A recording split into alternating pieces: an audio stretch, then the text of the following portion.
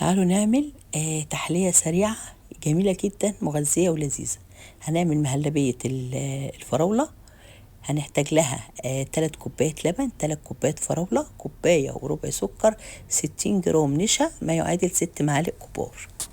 احنا كده عملنا ايه؟ حطينا اللبن على عصير الفراولة على السكر وقلبناهم كويس قوي مع بعض.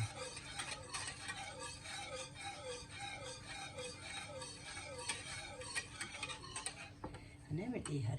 هنركنهم على جنب كده. جبنا ربع كوبايه لبن وهنحط فيها النشا عشان ندوبه فيها. لبن ميه المتاح عندكم دوبوا فيه النشا.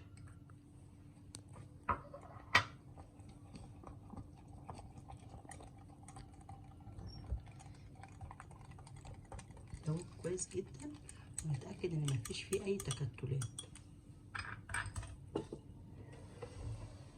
هنعمل ايه؟ هنضيف اللبن بالنشا وهندوبه مع اللبن والفراوله والسكر. دوبناهم كويس جدا. هنروح بيهم على النار ايدينا فيهم عشان ما يحصلش اي تكتلات. واحنا بنقلب فيه كده هندوق كميه السكر عشان لو السكر اللي احنا حاطينه مش كفايه نزود، يعني السكر حسب المذاق بتاعكم او حسب راحتكم. طبعا بصوا القوام بدا يتقل اهو، بصوا شايفين اهو. بس طبعا احنا مش هنطفي النار لسه غير لما نتاكد ان النشا استوى.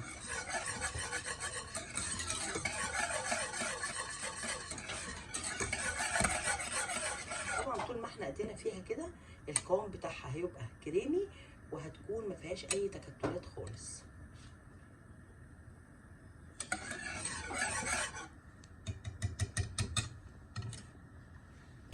احنا كده سيبناها تغلي. والبقبقه دي كده معناها ان النشا استوى كويس. هنطفي كده عليها النار خلاص ونروح نصبها. طبعا بصوا القوام بتاعها عامل ازاي.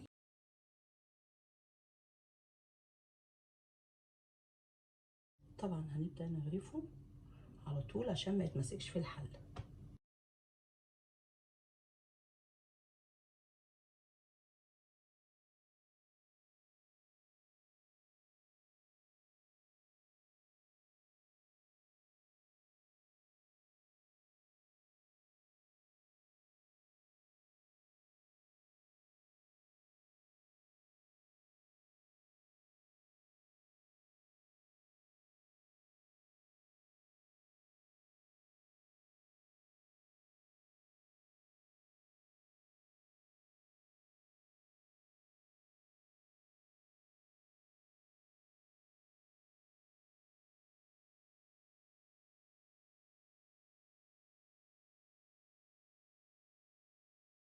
طبعا احنا كده خلاص عملنا الطبقه الاولى.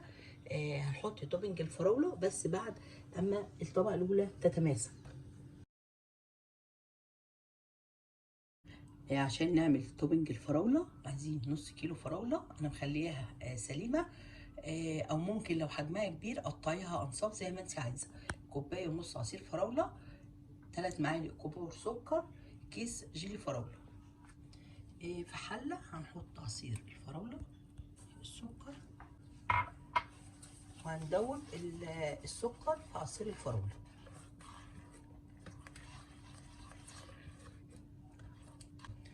هناخد عصير الفراوله بالسكر ونحطه على النار. هنسيبه قد ايه؟ هنسيبه حوالي 5 دقايق.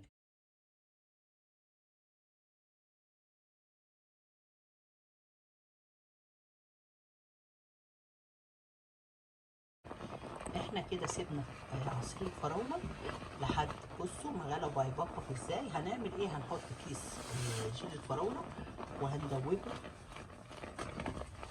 هندوبه طبعا كويس.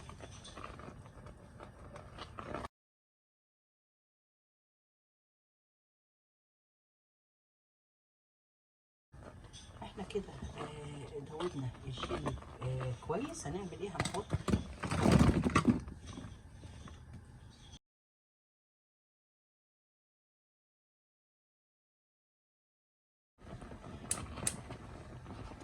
احنا كده سيبنا التوبنج بتاعنا على النار حوالي 5 دقايق. طب انا سبته 5 دقايق ليه؟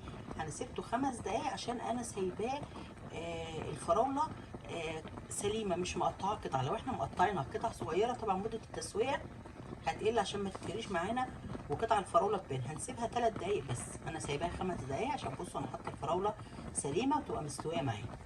احنا كده هنطفي عليها وهنسيبها طبعا تبرد وهنستعملها. ده توبنج الفراوله اللي احنا عاملينه اهو. بصوا هنعمل ايه، هنيجي على كل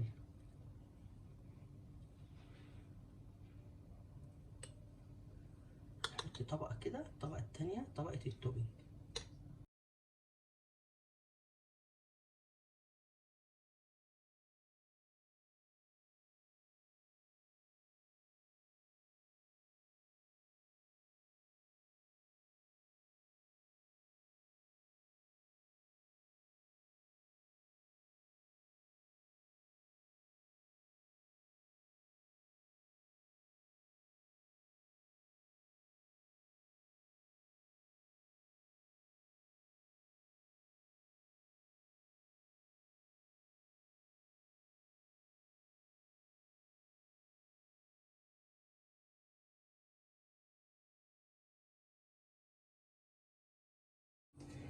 احنا هنعمل ايه، هنحطها طبعا في التلاجة لحد ما تتماسك وتسقع. طبعا حطيناها في التلاجة تماسكت طبعا جميلة جدا. بصوا بصوا قوامها عامل ازاي.